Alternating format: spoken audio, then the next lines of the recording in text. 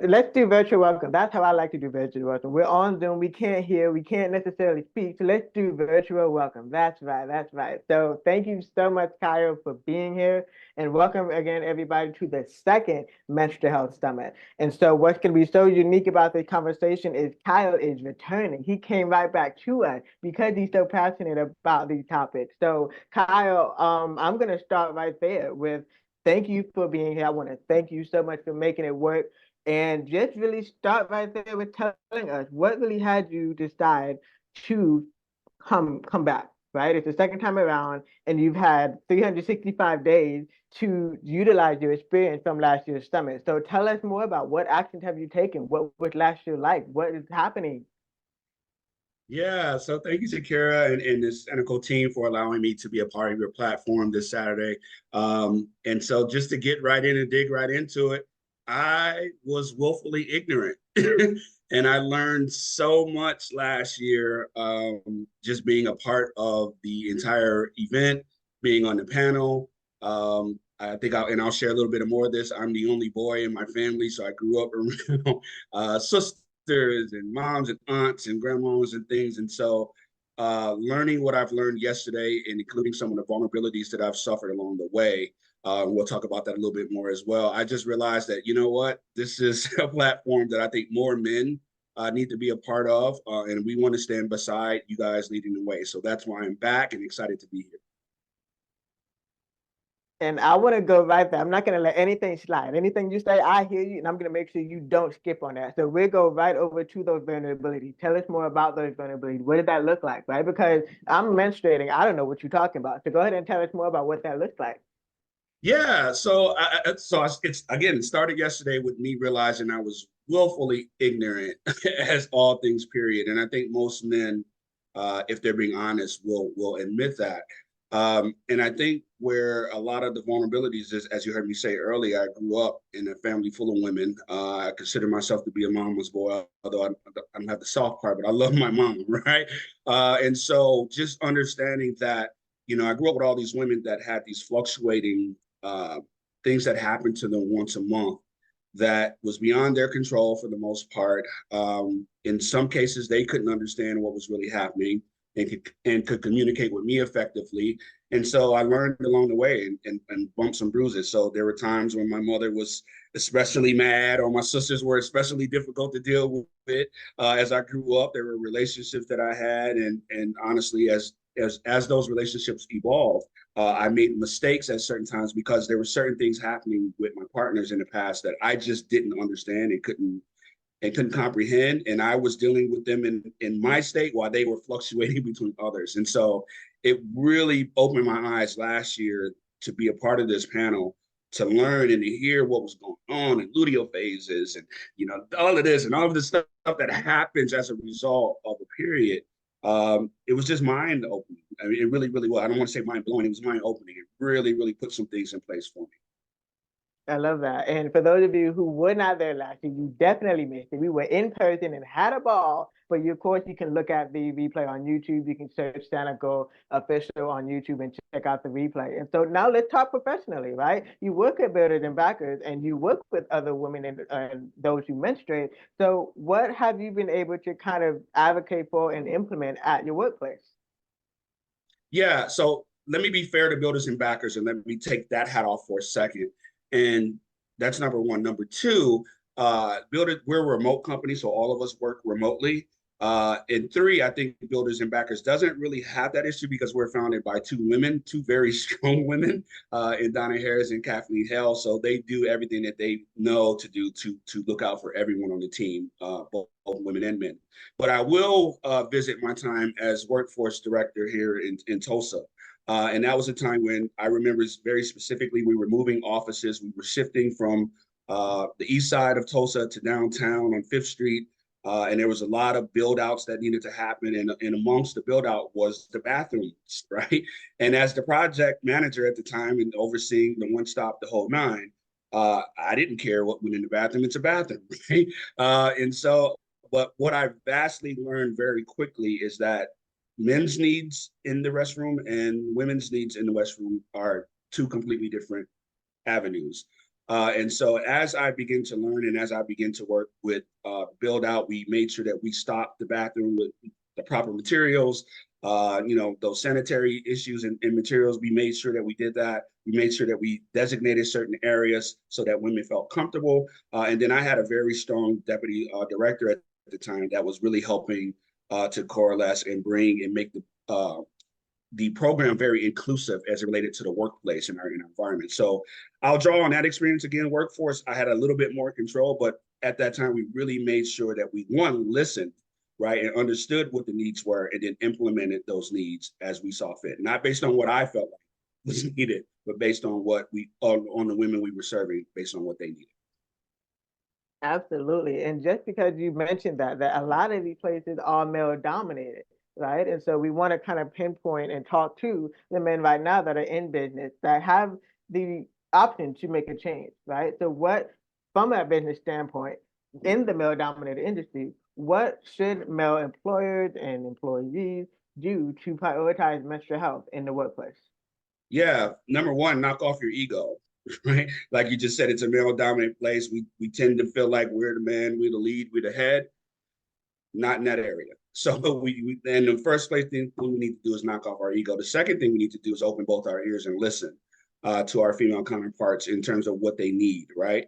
Because again, I grew up in a house, all women around me. I never knew, right? I never knew. We just heard Monroe Nichols talk about being schooled up to prepare for this, right? We as men, we don't know nearly as much as the woman does going through this situation. And depending on the family structure, even sometimes women don't know as much as they need to know. So that's why companies like this and programs like this are so valuable, because it's a learning tool. It really is. I have family in town. The same family I was talking about, Zaakirah, there's are coming in town right now from Chicago, getting ready for them. But this is what I made. It was so important for me to be here that I set aside that to come here, because I'm really drawing upon my experience. I'm really drawing from the things that I've actually went through, the things and the situations that I've actually lived. And it was, like I said, mind-opening. And that's what it takes. We have to knock off our ego as men. We have to listen to our female counterparts, and then we have to deliver. That's the third thing, and deliver on what it is that they need. And you know what? You touched on a pretty important topic, because also this is being streamed, and even the replay will be watched during the holiday weekend, where people are going to be around family members all the time. And it actually does start at home, right? And so, what are some of your tips as far as that conversation starter at home that could then be later safely brought into the workplace? Yeah, I think it depends on, the age appropriateness of your family structure and who you're dealing with, right? My family seems to be, everyone's of age. So for me, I don't have to really worry about that. But for my nieces that may come by, right, that are looking or may be going through that transitional period, right? It's really talking to my sisters and making sure that they have what they need, making sure that they're not embarrassed if something were to happen, and we can support them, first supporting the family, my sister's their mother, right? So first supporting her as the mother, but then as a family wrapping around and just making sure we don't make those situations embarrassing.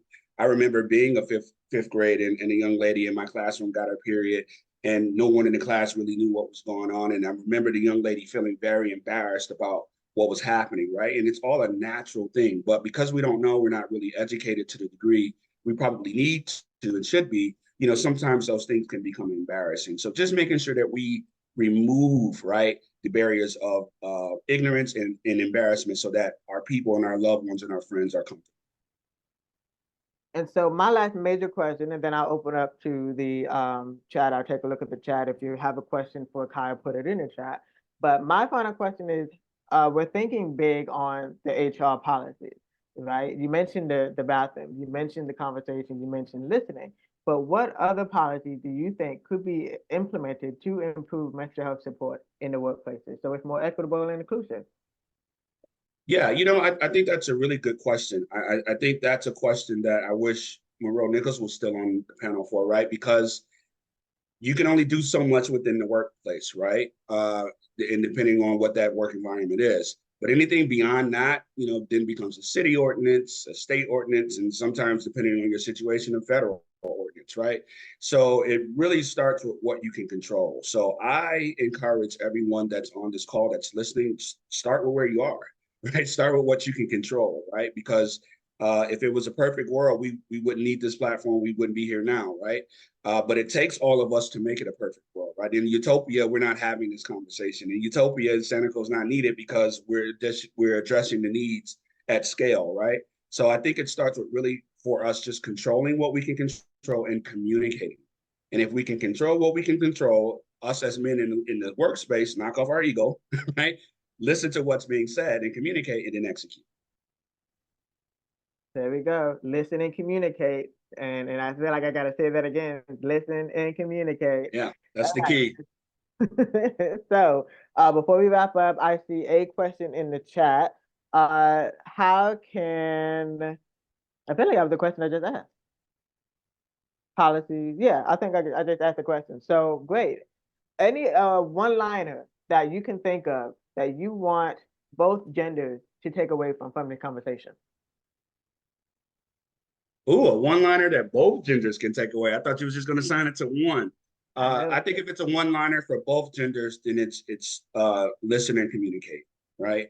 Just listen to what your partner is saying and communicate through it. I mean, it's really just as simple as that. If we can just apply that in all areas, if I listen with the intent to understand and communicate with the intent to be understood, I think everything could be resolved that way.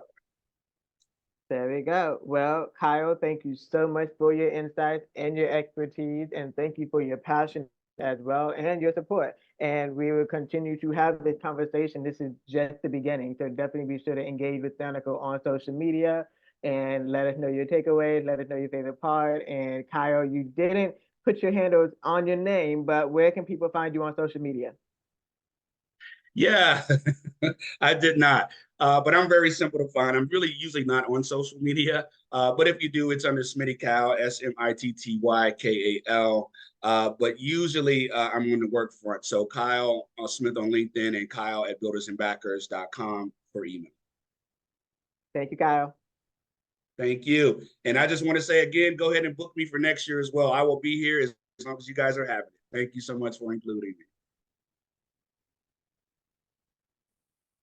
We are going to have Zaakirah Muhammad, my predecessor here at Sanicle, but most importantly, someone who has been very encouraging and welcoming.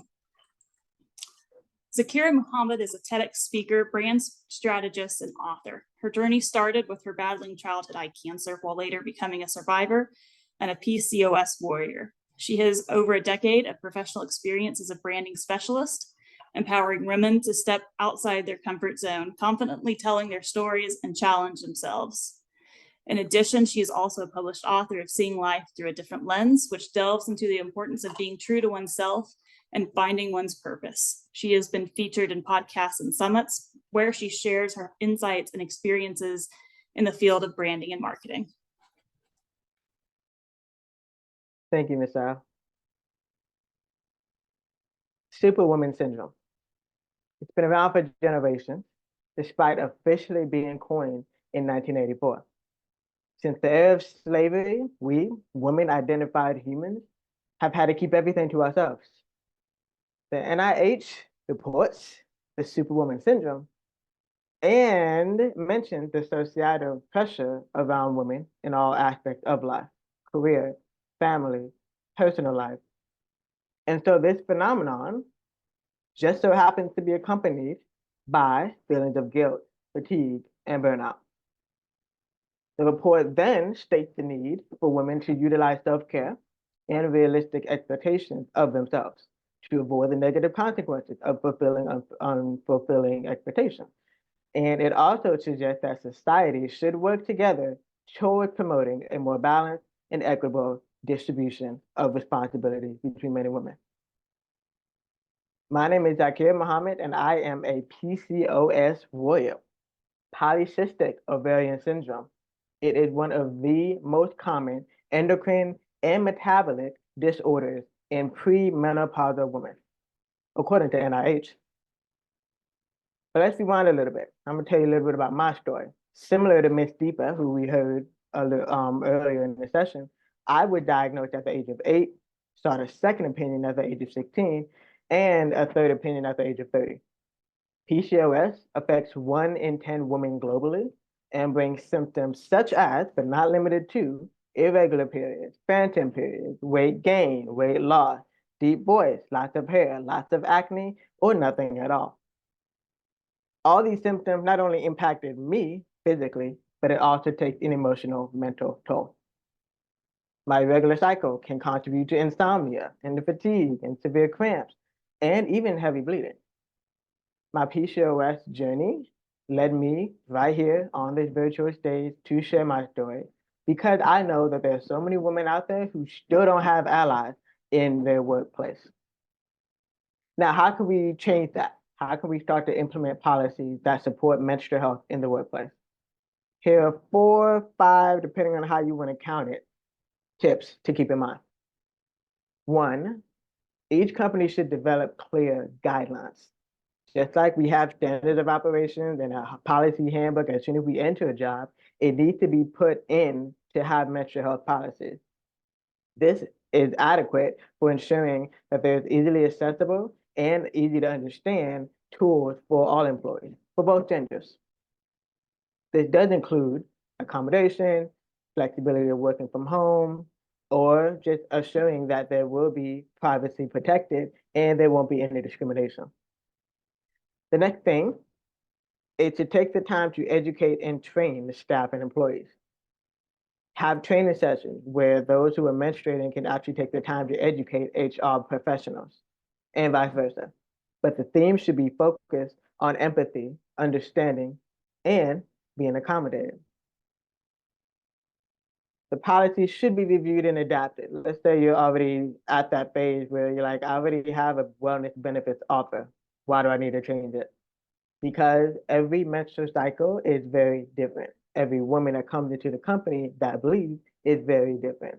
So making sure to listen and communicate, making sure that this is being implemented and that feedback is actually being utilized in the policies at work. And most importantly, foster that inclusive culture.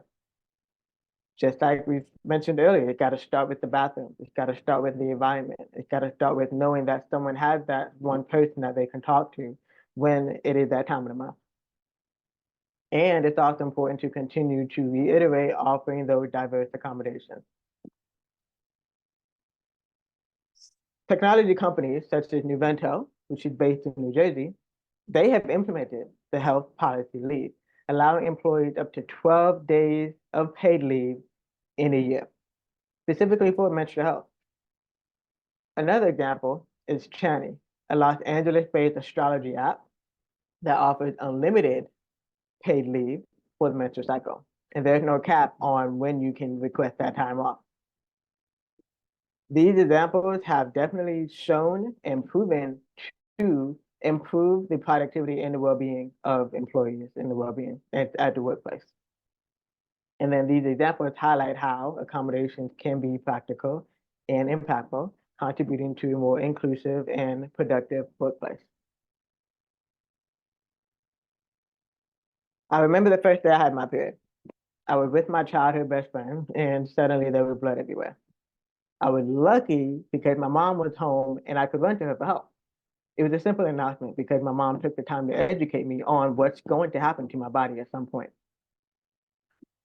While I understand that not everyone had that parental guidance, it's why it's important to have these conversations. When I was first diagnosed with polycystic ovarian syndrome, I was more worried about understanding my body than the fact that I could not necessarily have kids. And it started with that acknowledgement and awareness that just about every woman on this planet bleeds in one way or another at one point in a month or another. 28 days, that's why we wear the 28-day menstrual health bracelet. So my first question for you is, when is the last time you genuinely asked the woman in your life how they're doing and how you can support them? Why is the question even important? Because this is the first step to including comprehensive menstrual health accommodation at work. It's about acknowledging and supporting the needs of employees dealing with menstrual health issues. By doing so, companies can significantly improve job satisfaction, reduce absenteeism, and enhance productivity. An environment that prioritizes health and inclusivity and bolster a company's reputation, that's a win-win all across the board. Breaking the taboo starts with us. We got to start having those conversations and actively listening to each other. So let's recap. The ways to do that is to establish clear written guidelines for mental health policies, conduct training sessions for managers, HR personnel, and employees, and acknowledge the fact that individuals experience menstruation differently. Choose to become the ally at work.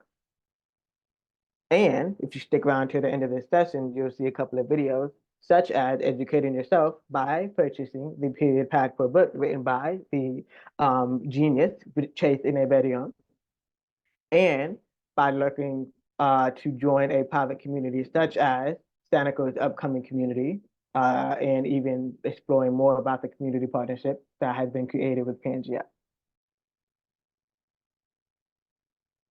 But for now, we're going to keep the conversation going. And I'm going to proceed over to the panel that's going to be moderated. And we're going to talk about prioritizing sexual health. Not many people want to do that. And it's super important. And before I introduce all the fellow panelists, I want to read this quote that the Tabitha Brown posted on May 14th.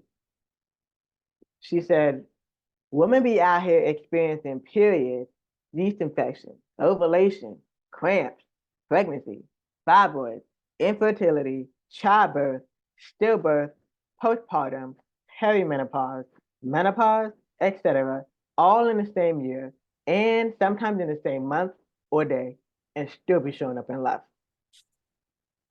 This sexual health panel is going to be super insightful and honest. We are going to talk about why the workplace should prioritize it, why women should take their health and wellness seriously, and how it does impact both the workforce and at home. Our panelists are, drum roll, let's start with Cordelia Gaffar, the ultimate joy goddess and CEO of Cordelia Gaffar Enterprises.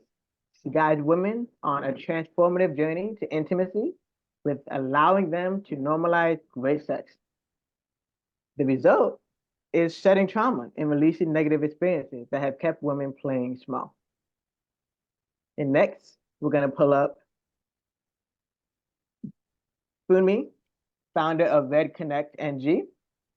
And in addition to her 10+ years in a 10+ year career in media, Funmi is deeply committed to public health advocacy. She leverages her experience in communication to focus on raising awareness about key public health issues. And as a sickle cell warrior herself, she empowers individuals to make informed decisions about their health and well-being. And last but not least, we are going to pull up Dr. Carmen McNeil, a facilitator, educator, and the creator of the Period of Empowerment Guide / movement. She dismantled the miseducation of menstruation, one community at a time. As a professor of psychology with a PhD in psychology, and while being a professor at school, she has the most expertise in mental wellness and social behavior. She had poured 2 decades, or maybe longer by now, of teaching and training others into the mission to equip women with the tools that they need to foster confidence and self-love as they experience critical moments in life. Welcome, ladies. Hello. Thank you. I want to drop the ball right there. As soon as you heard that Tabitha Brown quote, what went into your head? Whoever wants to go first. Next to my screen is Cordelia Gaffar. And let's make sure everyone is unmuted and stays unmuted. There we go. Thank you. My name is Cordelia Gaffar. And the first thing that comes to mind is the disembodiment of each human, right? Because if we were connected to our bodies, there wouldn't be a question of honoring another body. So we have to begin there. You know, We live in these bodies for several decades, and yet we only honor and edify the brain. And proportionally, we're more body than we are brain.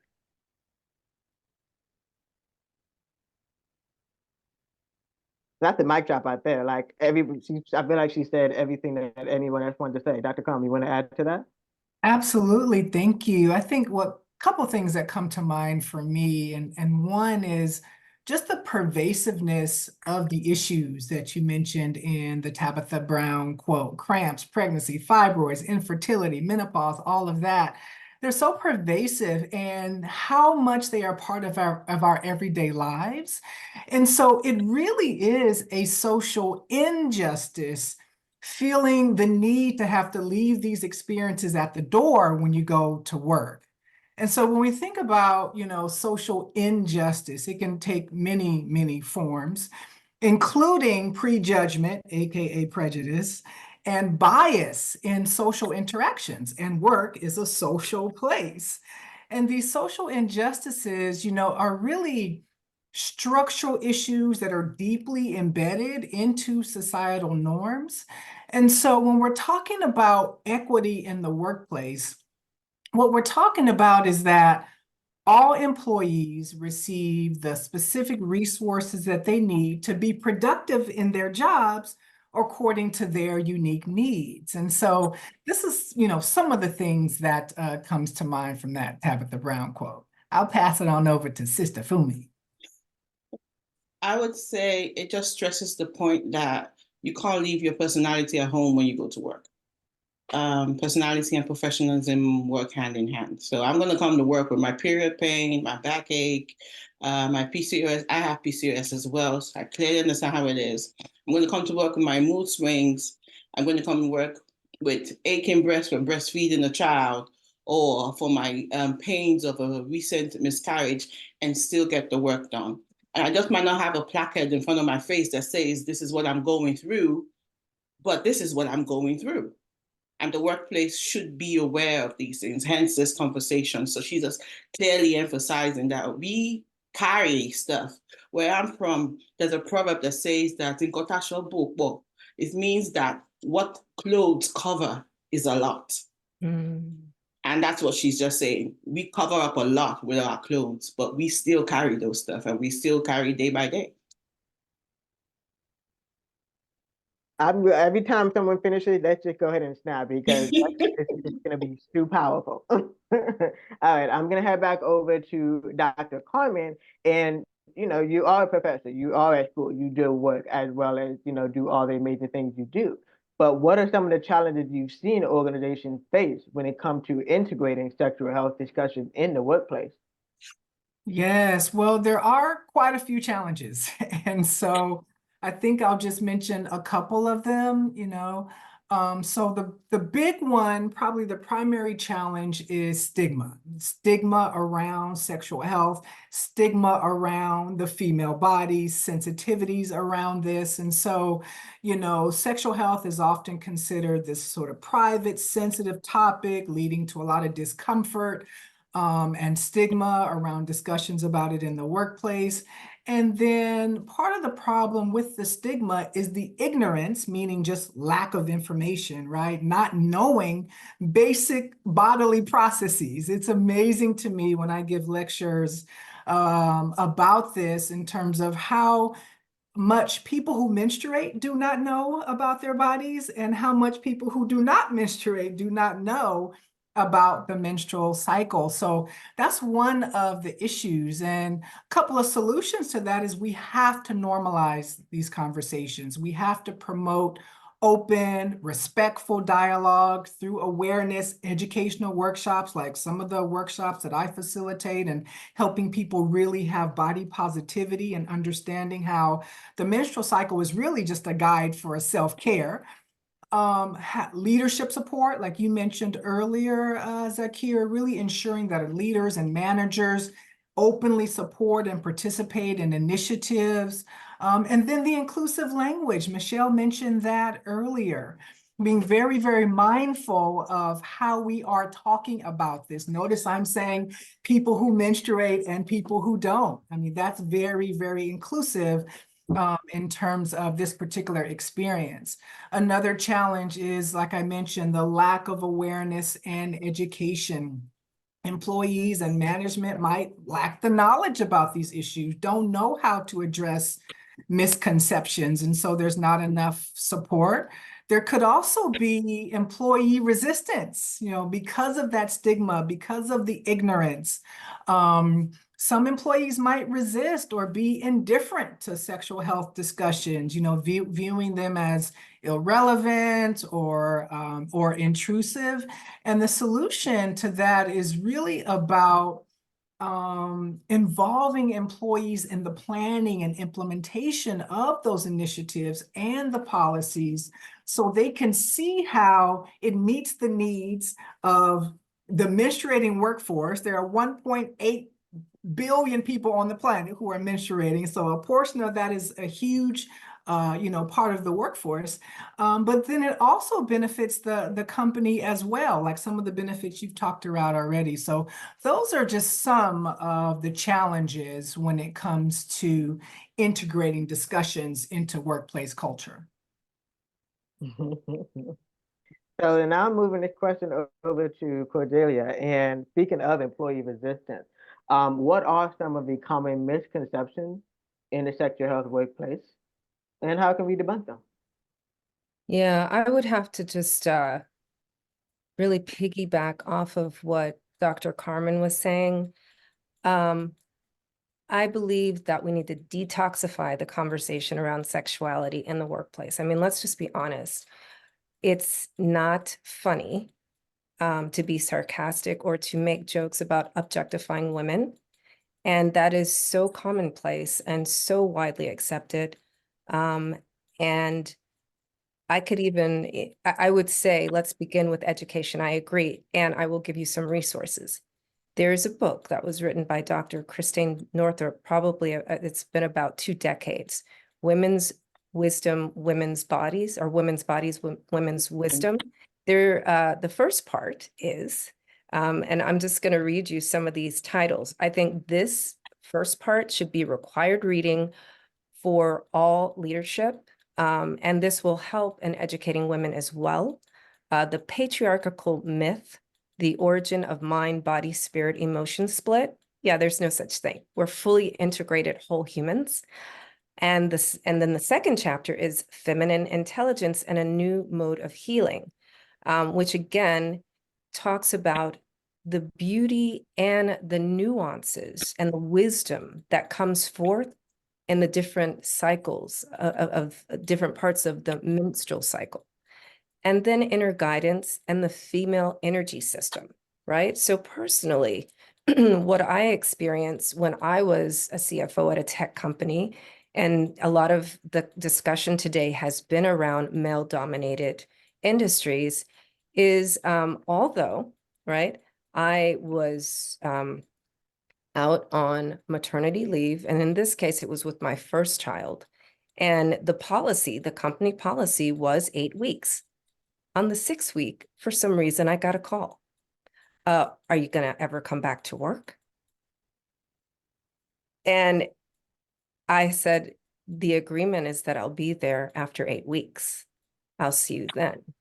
And sadly, my oldest is 24 years old. And I understand the story is still the same.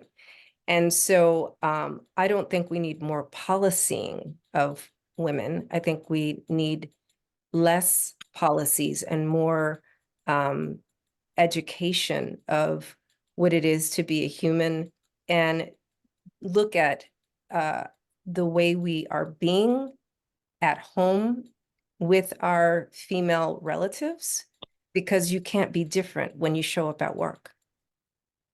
And so I'm looking at this a little bit different, like outside of the box. I know we're here talking about how to make better policies and how to make better laws.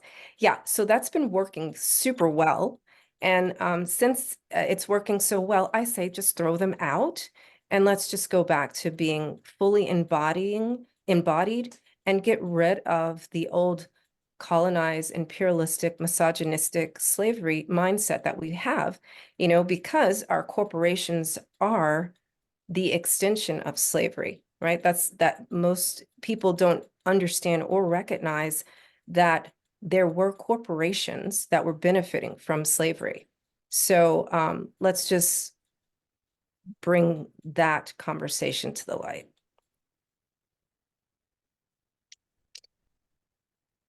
Now, Funmi, this is also technically for everyone, but I do want to kind of piggyback on what Cordelia talked about, just really sharing a personal story where sexual health led to positive changes in an environment. So when I realized that I had PCOS and I had a couple of issues at work, I was trying for a second child. And I went through all the tests you can think of. Do this test, that's examination. And first of all, diagnosing PCOS was first of all a problem. Okay. But we finally got to that point where we could diagnose it. And then I had mood swings, I had reactions and bloating and impatience. And it is so, people were so quick to call you emotional. So I think we need to strike that. Everything. And if you do check studies, all due respect to the men are more emotional than women. Because if we were to swap roles, women are built to be multi-dimensional. We have the ability to handle multiple things at the same time. Men are built to be logical. They handle one per time. If I put you in my role as a woman, your emotions will let go. So if I'm able to handle my day-to-day, it should not be considered as emotional. Or they just throw it in there just to cut you by the wing and level you up. Oh, don't be so emotional. No, it's not about emotions. It's about the way that my body is built. It's about the composition of my genes and my hormones and my versus and everything put together. That's how the biology of my body is. So we had to come to a point where you realize that if you consider health in the workplace, make it accommodating to everybody, it's to the benefit of the workplace. Because when I come to work, and studies have shown that females are more loyal, are more giving, are more productive in the workplace, do more research, bring about more productivity. They just don't get the announcement like the male counterparts do. You will have females working in the same place for 26, 30 years straight, giving their best every day, all day, every day. But the moment there's an opportunity for a promotion, because she is built for growth, she's not looking for profit, first of all. She's looking for growth. We have to be consciously taught to say, okay, you've given so much, what's there for you? Start asking for things for yourself. We're just thriving and happy that everything is moving on well together. So if you can reward that productivity, it's not just to the benefit of the person, it's to the benefit of the entire organization. Because in return, you are going to get improved employee satisfaction. You're going to get retention, which is a major problem in the workplace now, because everybody's hopping 2 years, they're here, the next 2 years, they're out. You get retention in the workplace. You will get more productivity. You will enhance productivity because you give the people a sense of belonging, to realize that this is not the company I just work in, it's a company that we work in. So when I started off Red Connect, I was looking for a name, and I found Red Connect because we have different colors of skin, we have different personalities, we have different sexual needs, but we have one thing in common, and that's the color of our blood. No matter who you are, where you're from, what your preference is, the color of your blood is red. So we are connected that way, hence the word Red Connect. We are connected by blood. When you are dying on your bed, you do not care if your doctor, if your nurse is from Puerto Rico, is from Zambia, is from, can this person help me out of this position, is what you care for at that time. So you realize that health doesn't have to be COPD or heart disease. Sexual health is also a connection to us all. Sexual health brings about mental balance, brings about mental health balance. in the workplace as well. So if we can incorporate that thing, you know, it's funny when you get into a new job, they make you watch all these videos from HR, sexual harassment, and what you should do. What those videos should be swapped to sexual teaching. Don't just focus on the problem. That's the problem. You keep emphasizing the problem. Start emphasizing the solution. How should you act to another person who doesn't look at you in the workplace? How should you respond to a compliment that you do not understand? How is the tone of voice interpreted that it is not taken out of context?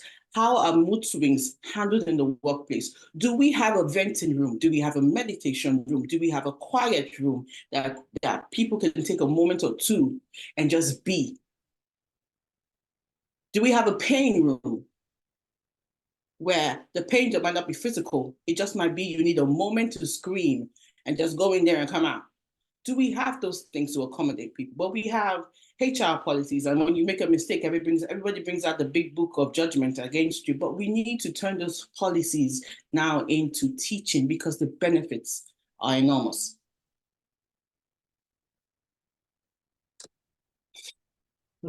And now for the last question, before we do open up the floor to anyone else who has questions, I want to bring this question around back over to Dr. Carmen and Cordelia on how can we improve employee retention and satisfaction in workplace culture? In one sentence, what can be done? Should I go first? Yes, Carmen, go ahead. Okay. So lots of the things that we've been talking about already, normalizing the conversations. And I love what Sister Cordelia said about taking a look at how you are interacting with the people who menstruate in your personal life. Having some conversations with them first. Talk to your romantic partner if that fits, or your daughter or your sister or your cousin, whatever.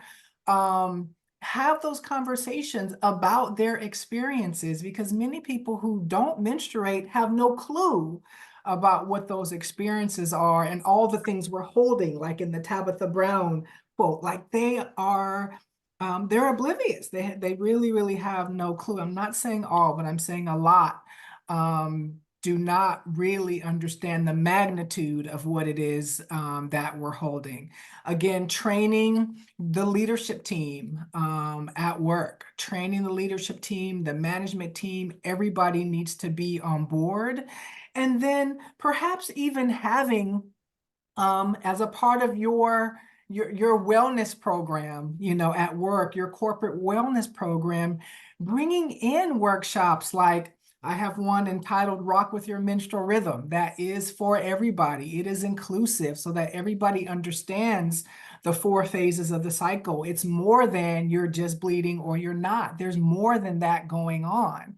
And dropping those seeds, you know, of positivity, having sex training, as Sister Funmi mentioned, right? So the education needs to be there, and it needs to be built into the corporate culture. And so, you know, these are some of the things that we can do, but I am very, very clear that when people take an inventory or an assessment of their personal lives, it can really help guide how we bring it into the world of work, because there's a strong workforce out there who are menstruating and definitely are in need of support. So I'll turn it over to Sister Cordelia.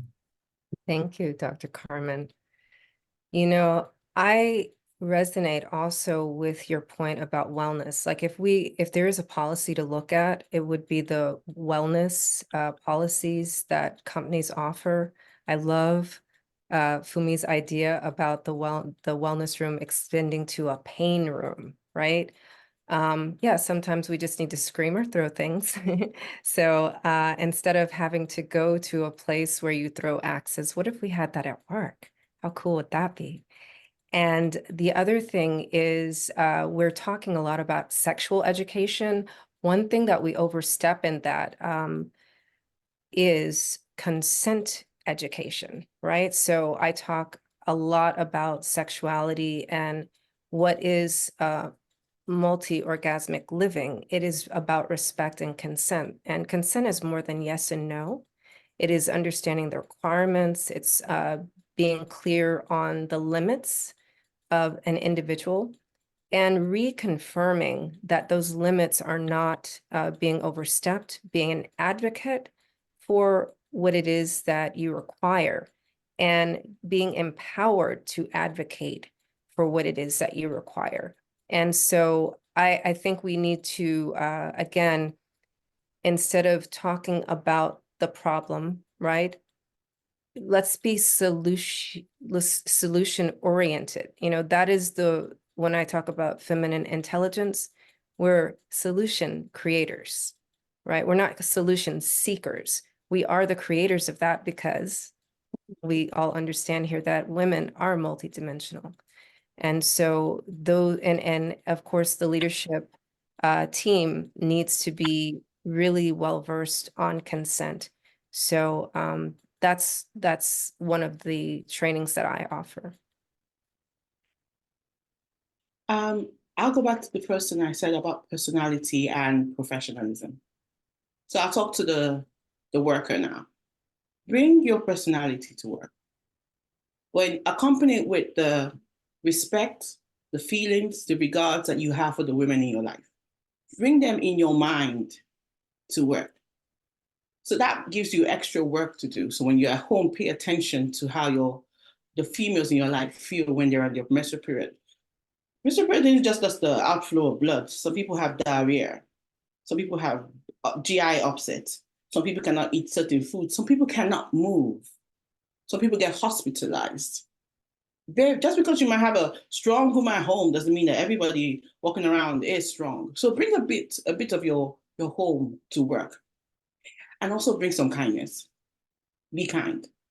So I'm from a background where I may not understand the LGBTQ community. It's not how I was fashioned, but I do understand humanity. I understand respect. I understand choice. I understand love. And that's all I need to understand. It doesn't take that much. The same way you translate it to work, whereby you do see people, you need also to enhance and bring that kindness to work and bring that understanding of just this person is human. And for that reason, I need to respect them. And that's it. That's all we need to do. It's that simple. It's not complicated. You need to take a Harvard course about it. Just be kind. It's that simple. All right.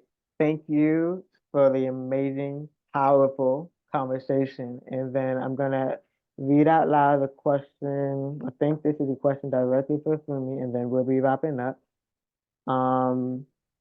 Okay, so talk more about the work that you do at your home in Nigeria. Oh, so I do have a master's in public health, and I decided to combine that with my whole communication skills and educate my people back home about the basic things regarding health. We wrapped up a health drive back home where we help people discover their blood pressure and blood glucose and how to check those things and signs and symptoms, because you might not be able to call 911, but there's certain things you can do at home in order to check your basic health and then prevent certain emergencies from happening, or get a grip of those emergencies before they happen. So we started the first what I call health drive back home. We have the next edition happening at the end of June, and we're going to do it bi-monthly and get people educated. And then we've got people on board who have helped, also offered to volunteer with us to make sure they have blood sugars test taken, HMC test taken, and then also follow up with some medication. We've got some people on board to give free medication as well. Just getting people healthy any way we can, with the little way we can, and making it a better place. That's what we do.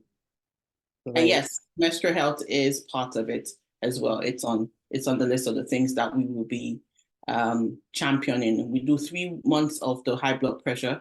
Then our next phase is sickle cell. And then the next phase will be menstrual health. Yeah. Great. Well, you can definitely Google Funmi and reach out to her on social media to interact and donate and be a part and be of service. And same thing for period of empowerment, always looking for collaborations of fellow period sister warriors. And as well, all of us are here to partner, so be sure to engage with us on social media.